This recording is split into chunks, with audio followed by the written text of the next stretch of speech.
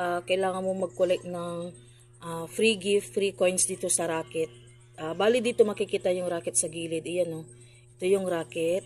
Ayan, pag malapit nang mapuno yung racket, maghagis ka sa sarili mo guys. Ay, ano be. Tapos, paano maghagis sa yung sarili mo? Tignan mo doon yung profile mo. Doon sa 141.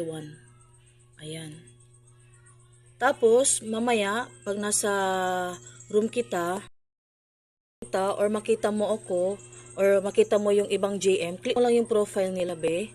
Ayan, tapos may makita ka dyan na JM Kabugera, mag-click ka lang dyan na join family. Bali yan yung pinaka-GC natin dito sa YouTube. Bali ganyan na makikita mo pag naka-join ka na sa natin, family natin.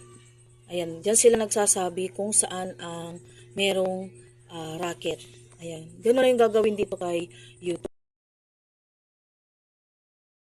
Naman ibang tasking, dito click mo lang yung task, makikita mo dyan yung on the mic 60 minutes, ayan, pwedeng palipat-lipat ka sa ibang room, ayan, yung pag nagawa mo yung post picture, meron kang 50 times 50 na coins, ayan, pag naghagis ka ng lucky gift, dyan, meron ka ding makukuha na free coins, ayan, pero the rest dito is, ang tasking dito ay mag-collect ng racket, ito nga, ito kay YouTube, pag nag-RC ka, wala kang talo. Kasi, hindi kami naglalaro dito sa mga games. Hindi kami dyan naglalaro.